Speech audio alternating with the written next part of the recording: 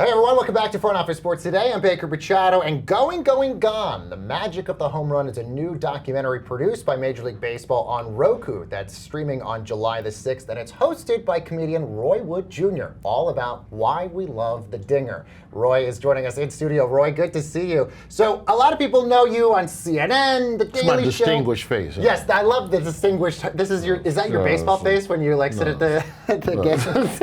But a lot of people know you, Roy, from The Daily Show and CNN. Not a lot of people know you're a baseball fan. How did you sort of get into this? I've been a diehard baseball fan. Baseball was fun because it's the one sport where nobody can really bully you because you got to be over there. Nobody's next to you. You're not getting an elbow. Football, they punch you in the balls. Yeah, that's true. Baseball is it's just chill. Right. Yeah. And so I've been a big fan of the sport my entire life. My father also, he was a radio news guy in Chicago, and in the 60s, he had a radio show with Ernie Banks, one of the greatest Cubs ever. Oh, yeah, Mr. Cub. So my dad kind of was also a big-time baseball fan, and that's what kind of got me into the sport. Realized in college that I'm not good enough to ever play it again. But I've always been in and around the sport as best I can. The last 10, 15 years, I've been a booster for my high school baseball team where I played. So anywhere I can try and do something fun and connect baseball to it, it's great. So Roku and MLB Studios hit me up and they go, yo, do you want to travel the country talking to current and past MLB players and broadcasters about why America loves the home run and why the home run is so synonymous with Americana? And I was like, yeah. It doesn't sound like it was much of a sell to get you to do it. You're going to fly me to go talk to Mookie Betts? Yeah. By the way. Do I get some money? Yeah. They're like, yeah, you get a little money. I was like, okay. So what did you learn about our fascination and obsession with the home run in traveling the country? The thing with Going, Gone, and the idea of the magic of the home run is the idea that it can happen at any moment. It is one of the greatest things in sports. To me, it is the single greatest act in sports. I would put it over a slam dunk. Wow, or a touchdown to win the game or any of that. Yeah, because I'm not going to say anybody can do those things, but you are more likely to find a fan who can dunk or shoot a three or throw the ball. Happens at halftime all the time. Bring a fan down from the stands, come hit a home run. Good point. How long are we going to be sitting here? We're going to be out here burning up in this heat. See if they can get it past the pitcher's mound. Yeah. Yeah, and so to me, it really was about exploring why the home run means so much to people, even if you don't really care about baseball. You know Mark McGwire, you know Sammy Sosa, you know Hank Aaron, you know Aaron Judge nowadays in the present tense. So I think the idea that something that beautiful and that simple can make us all pause for a minute and just instant happiness. You know, you think about Hank Aaron and him hitting 715 and the idea that that was a black man breaking a long-standing baseball record, and that was a big deal in this country. Not only that, didn't he also bail those two guys that were running around the bases with him out of jail? Two dudes running around the base. Yeah, two white dudes going around to celebrate with him. That's illegal. and Hank Aaron was like, just never let the good times roll. I love that he did that, and I think it just adds such a special moment because we all have seen that video of him trotting the bases. The home run. Just think about this. The home run is so special. We have a home run derby. We have a day just dedicated to just we only hitting the ball. Are we going to catch it? Nope. Are we going to throw it? Nope. Just the home run. And I think that's, to me, one of the best parts of MLB All-Star Weekend as well. It's just the home run derby. And so it's this thing that even if you complain that baseball is too long, or I don't like it, it's hot outside, you can appreciate the home run. Yeah, we'll get to some of the changes about Major League Baseball here in just a little bit, but you mentioned you talked to Mookie Betts, Freddie Freeman, Albert Pujols, Alonso, Polarberry. Yeah. What did they tell you about the home run? Did they tell you any insight about why we're fascinated with it also? The thing that was so fascinating in talking to all of these prolific hitters, Teoscar Hernandez, who won last year's home run derby, was how few of them said that they were trying to hit a home run. You're just trying to hit the ball hard somewhere. But that's what makes it so magical, is that the physics of the ball matching with the bat and the idea of not necessarily trying to kill the ball. That's what Albert Pujols was walking at. He hit 700 of these things. And the idea of just coming through the zone with your bat level, I don't even know if this is the right mechanic. There's your golf This is swing. why I got cut from college. Yes. But the idea of just hitting the ball hard somewhere and just letting physics take care of the rest, that's why, to me, that's part of what makes a home run so beautiful, man, is that somebody as tiny as Mookie Betts can hit it, and somebody as huge and swole as Aaron Judge, or even Jazz Chisholm, who's a little bit more on the smaller scale. If we're comparing them to Judge or Pujols. Oh, yeah, Judge is huge. That's what makes it just so amazing. Like, we talk about guys like Bartolo Colón, Who was like 97, still throwing, Yeah, and if you don't know who Bartolo Colón is, just know that he's built like a dresser. And I can say that I met him. He's a good guy. He seems great, but he played for 100 years. Played for a long time, and even he logged a home run. Yeah, that's true. So he did. it was a beautiful thing to just do this documentary and just talk about just sports and the home run derby.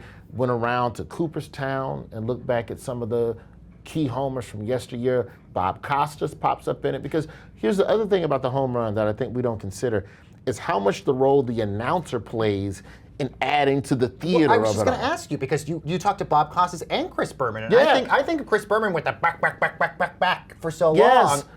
I feel like that totally goes. And we think about, when you think about the home run derby now, it's always on TV, it's always live. It used to be pre-recorded. Oh, really? I The didn't home know run that. derby, the home run derby didn't get aired on television until '95 with the Rockies. Oh, yes, where people are launching them into the parking lot. Yeah. Anything you saw before that, the home run derby was pre-recorded, and then they play it back later that day or the next day or whatever. But to see it live and witness it live and add to the spectacle, there's a drive, back, back, back. It adds a little bit of flavor to why those moments are so unforgettable. And we just wanted to delve deeper and explore what those things are that make the derby and what make the home run so special. And also, well, how did we get to this place? How did the home run become something so beautiful? Yeah, I'm curious your thoughts about the torpedo bats, given the fact that, some people thought, look, is this a form of cheating? Major League Baseball said it clearly wasn't, but for the first week of the season, it felt like every person outside of Bartolo Colón was hitting a home run. Yeah. Yeah, I mean, the Yankees had a stretch. What did they have, 6 or 7 homers in a game? Yeah. I think it was 8. I don't know, but it was a lot. I think it's leveled out because for all of the homers that the Yankees were hitting, the Minnesota Twins during that same weekend got swept, and they were using torpedo bats. Yeah. So a lot of it still comes down to, again, the skill set of the person holding the tool. It's leveled out for the most part. I mean, the Yankees are playing excellent baseball right now, but I think if we're just talking about an arms race to see who's going to be better or best, eventually everybody will get a torpedo bat and they'll do it. But there were also guys on the team, if I'm not mistaken, Judge does not use a torpedo bat. No, I don't think he does. Okay, so he's like, well, Jazz Chisholm, you, Stanton, go do your thing. But I'm going to keep doing what's working for me. And if you look at his numbers, everything's fine. Do you remember that saying during, I think it was the McGuire-Sosa period, where it was like, chicks dig the long ball? Yeah. Do you feel like that was a good marketing term to get people into it also? Yes, because we're getting women into the game. But what I really think chicks dig is shorter baseball games. Yes, they do. So what do you think about Chicks this? dig the pitching clock. Yes, they do. So do you feel like that was a big moment for Major League Baseball? Because now ratings are up. There's interest of younger generations into it. Do you think the pitching clock has really helped with that? I think a lot of things have gone into making the game more exciting. The pitching clock, one, which leads to more stolen bases. I won't get into the nuance and the nerdiness of it. Just know that it helps. The idea of stepping off the mound a couple times, you want to do 2 pickoffs, the bases are bigger. I think that those things all play a role in making the game more exciting, because if you're going to be at a long game, let it be because it's 10-12 and people won't stop scoring. I think it's better for the game.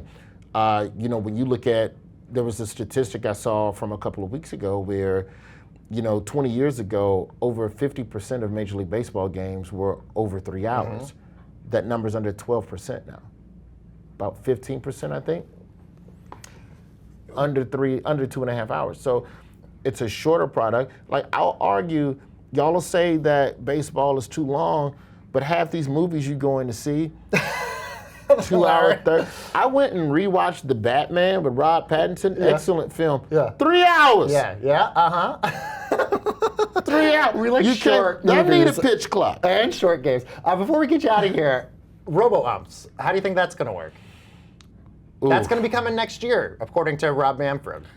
Robo-umps, if we're calling balls and strikes with robotics, I'm okay with it.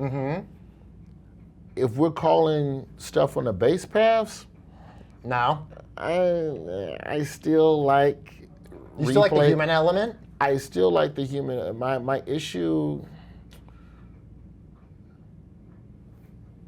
I am concerned with umpires calling balls and strikes because sometimes grudges roll over to the next game. And you can have an ump that is upset and still upset. And so now I'm not going to give you the corners like I normally would. Right. And I think that also the robo-umps will also stop, for me, framing pitches. I hate it. I'm not a fan of it. It should be 2 balls immediately. When a catcher catches, like, it's one thing if the ball's here and you pop, pop, and you frame like that. Or the ball's here and you pop, moving it over. But when you go, yeah. you're an asshole. They are good acting. Yeah. But if the ump is too distracted, I won't be derogatory. But if the ump can't see a catcher go, strike, what? No, I will not allow that, man. But yeah, it's a beautiful documentary. I hope everybody gets an opportunity to go and see it. Also in the spring, and this is part of why I'm like, in a weird way, thankful for the way CNN has set up our production schedule for Have I Got News for You, is that I get these 2-3 month gaps off where I can do this other stuff. You know, as much as I love my time at The Daily Show, you're generally never off more than 2 weeks, so it's hard to go and deep dive. A guy with Ken Griffey Jr. and his association, and they're doing something with Major League Baseball as well, called, T-Mobile Presents the Road to the Swingman Classic. Bro, they sent me to 4 black colleges this spring to talk to amazing players at these black colleges who don't get recruited, who don't get looked at by scouts the way they should. And Griffey, they have a Swingman Classic every year during All-Star break. 50 of the best players from these black colleges, and they put them out on the field so that the scouts can get a real good look at some of the best talent in places that they don't normally check. We went to 4 schools. Those documentaries are up right now on MLB Digital. We're going to be airing them on MLB Network as well. So I have gotten my fill of baseball this spring, and I can't wait to see the Cubs in October. I love the Cubs. Oh, that makes sense because you told me about your dad having a radio show with Ernie Banks. By the way, really quick thing, Ken Griffey Jr. was on the show about a month or so ago, and his Zoom background is the biggest flex ever. It's all of his gold gloves right behind him. So if you have all these other people with like normal Zoom backgrounds, like their bathrooms next to them or whatever, Griffey has every trophy behind him, which is incredible. He didn't have color-coded books? No, it's just a flex. He wants to show up, and by the way, he deserves to. But one last time, Going, Gone, The Magic of the Home Run, the new Roku original, produced by Major League Baseball Studios, hosted by Roy Wood Jr., is streaming on July 6th. Roy, thank you so very much for joining us. And we got a lot more front office sports today headed your way right after this quick break.